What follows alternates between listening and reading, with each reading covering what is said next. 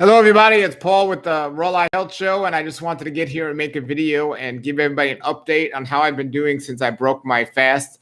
I went on a 30-day water fast recently, and I broke it now. It's been almost 2 weeks since I broke the fast, and I feel better than I've ever felt before my whole life. And I just wanted to maybe answer some questions and also help people understand why I did what I did and the improvement I'm seeing for it and the revelations that I've gotten through it. It wasn't just a physical thing. It was also a spiritual thing. I've gotten many prayers answered physically, but from a spiritual standpoint, it started with me being as healthy minded as possible for a very long time. And I've told people for a long time, your gut has a lot to do with your health. And your chest should be sticking out more than your gut. Your gut shouldn't be sticking out more than your chest. This is one of the greatest examples to show if you're truly healthy or not, is to stand. Just started raining there. Look at that. Wow. My trees are getting a lot of water. Hallelujah. But if you stand sideways with your shirt off, is your stomach going beyond your chest? Now, if you're fit and you exercise, you have a nice big chest. Even if you have a little stomach, your chest should still be out more.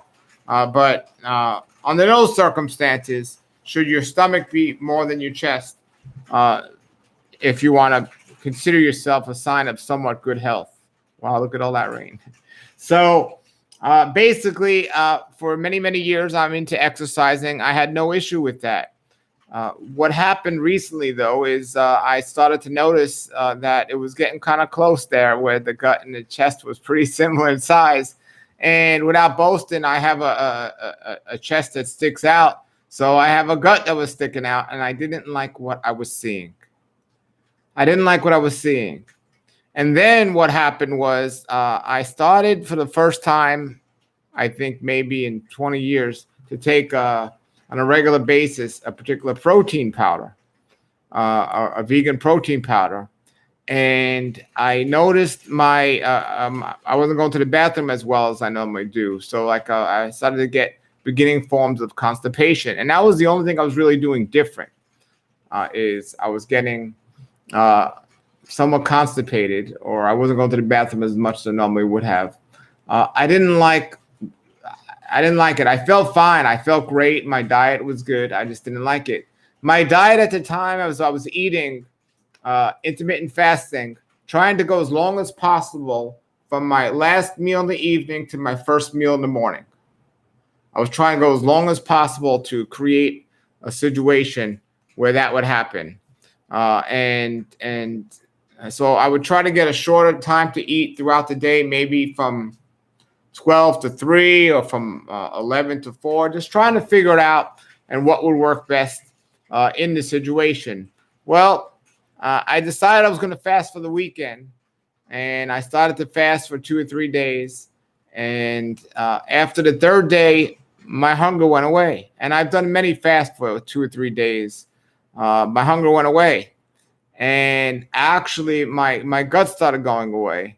And I just started to feel better overall. I started going to the bathroom normal again. So I felt good. And I could have broken at that point. But there's some spiritual things and stresses that were going on in my life that shouldn't have been stresses. And I really was looking for certain answers, and I was really waiting for a few things to happen. So I started to read some books on fasting from a physical and spiritual standpoint. And as I was reading them, I decided I was going to take it day by day and just continue going with the fast and just take it day by day. And from a physical standpoint, Dr. Fred Bishop, who's a mentor of mine, he's 90 years old and he's got much experience with fasting. He was coaching me as the longer I was getting into the deeper days of doing this. So as I was doing this each day, I was losing weight. The only negative symptom I had absolutely no hunger. I was actually able to it was mango season, so I had mangoes coming off my tree and bananas coming off my tree, and I was actually able to cut these and freeze these and dry them without getting any temptation for them. I was making food for my children, no temptation for them from that either. And my diet when I started, I was like 90% raw vegan and 10% maybe cooked vegan. And so that's when I started, but I had no temptation at all. And the more I got into it, the only negative symptom I had was if I got up too fast, I would be a little dizzy. That was it. That was the only negative thing that I have. And I was waiting for something more to happen, worse than that. So I was trying to conserve as much energy as possible. One of the amazing benefits I noticed was between not eating, not going to the bathroom, and not exercising because I was conserving energy. I wasn't going to the gym. I had hours extra time every day because of those, not doing those three things. I had so much extra time, and I used that extra time for the most part to just relax and read more books about fasting and praying and reading the Bible and so on. And I would just pray, and I'm looking for these answers. And I was just taking it day by day. But a lot of the books I read spoke about the Moses 40-day fast, and I was thinking about possibly taking it to 40 days, but still just taking it day by day. Prior to this, the most I've ever fasted was 7 days. And as I got more into it, I would be speaking to Dr. Fred Bishop more and just seeing what would happen and where I would go. And I was measuring my body, my weight and my waist, and that both were going down. Total, by the end of it, I lost 35 pounds. My waist lost many, many inches. And I needed less sleep during the fast. But I found myself taking naps in the day, which I never do. But I loved my evening naps. And sometimes I would nap all the way to till midnight, middle of the night. But then I wouldn't go back to sleep. I'd be up. So I guess I was sleeping the same amount of hours. I would get tired, I guess, earlier. I was trying to just conserve as much energy as possible. A lot of people ask me if they should do a long fast. And number one, if God is truly speaking to you, who am I to say anything? But my suggestion is if you're going to do a fast more than you're used to, have somebody that can counsel you who knows what's going on. Don't just try it on your own. If you're going to fast more than 3 or 4 days, then start to find somebody who knows the symptoms and so on. I started to focus when I did break the fast, what was I going to eat and how was it going to be?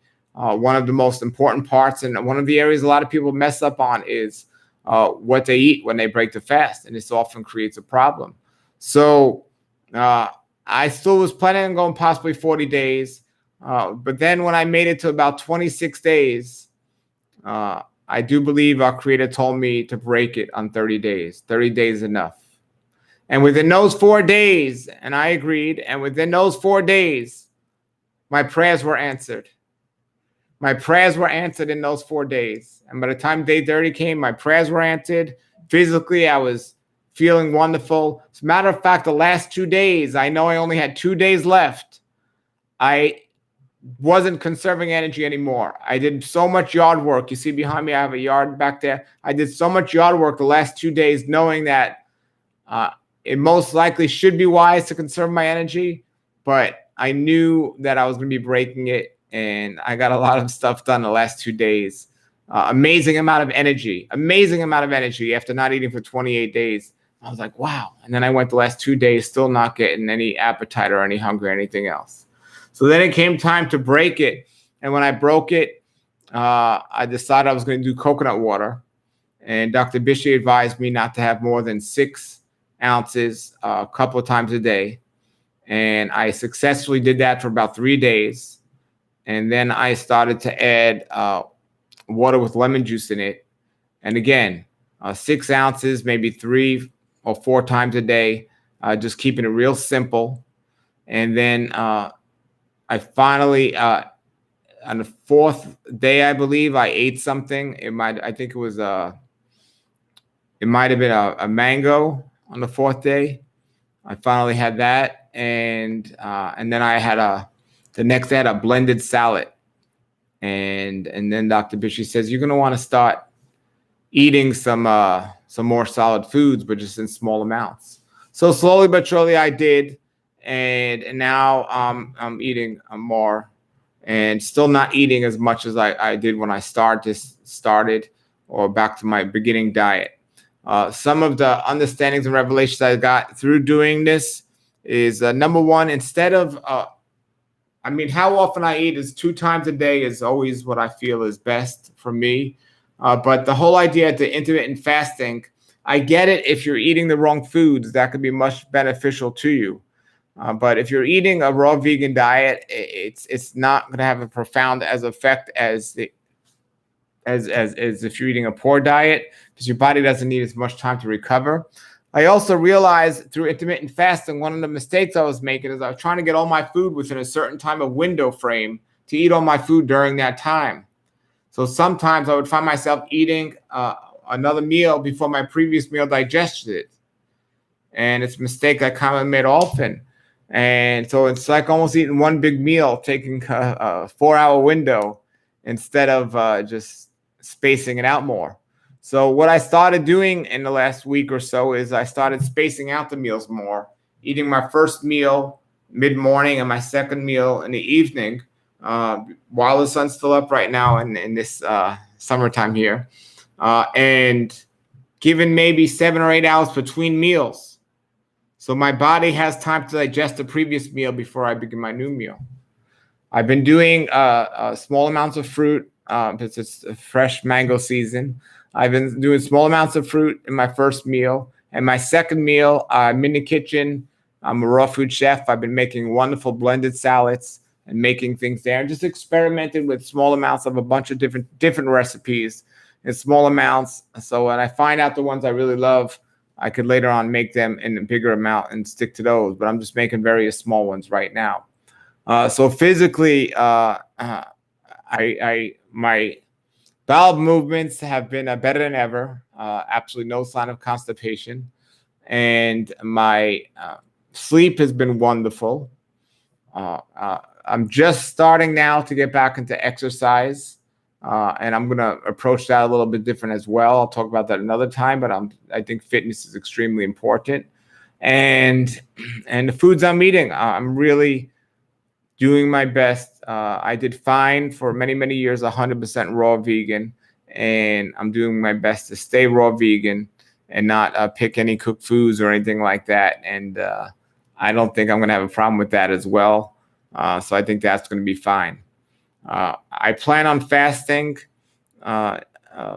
maybe one day a week, or maybe one day a month, or 1 week in a month, but I definitely plan on fasting. A long-term fast, I don't know. We'll see in the future how that goes. I didn't check my vitals signs during the fast, my blood pressure or anything like that. And if you go to a fasting retreat or clinic, they actually do that for you. They test that, which isn't a bad idea. Somebody asked me, did I get low blood pressure for not eating? Like I said, there were times where I got a little dizzy if I got up too fast, but that was the only negative sign I seen. Somebody asked me, did I take any supplements during the fast? And no, I didn't take any supplements. I took no liquids at all, just water, nothing else. And that's all I had. And and it wasn't, I was never confined to my bed. I was able to get up every day and do what I had to do. I just purposely took things slow. And I had a wonderful time, and it was really great. And again, the amount of time I had to do everything else was just really wonderful. Hopefully I'm not leaving anything out, but this is where I'm at now. And if you follow me on Instagram or Twitter or anything like that, you could see all of my updates that I do every day of what I'm eating and some other updates. If you're not already a member of the Raw Life Health Show, rawlifehealthshow.com, check it out. It's a member website. And if you are, you get 10% off everything at rawlife.com. I actually started using a vacuum blender that I bought during my fast that I started just using. I'm loving that. And so I think that's making a good difference, the food not oxidizing. And I'm taking the astaxanthin again. I started taking astaxanthin. That's the amazing supplement I've been telling everyone about. It's really wonderful. So I've been started to take that again just here in the last couple of days as well. So that is my update for now. The Miracle of Fasting by Paul Braggs is a good book to start out with if you're not familiar with it. I did not use distilled water. I know a lot of the old timers said distilled water was the best. I don't think that anymore. I don't think reverse osmosis distilled water is the best, especially when fasting. So I have a Berkeley filter, and I use the water mostly from the Berkeley filter. And if I was out and somebody gave me some spring water, I would have some there. And I wasn't completely opposed to drinking distilled or reverse osmosis water, but for during the fast, it wasn't something that was going to be my main source of where I'm getting my water from. All right. If you have more comments or questions, post them below the video. I'm going to be doing more videos at rawlifehealthshow.com coming up. So check out that member website. And yeah, so that's it. And I'm feeling great. Thank you for your questions, concerns, and your encouragement. And everybody have a blessed day out there and a great raw life.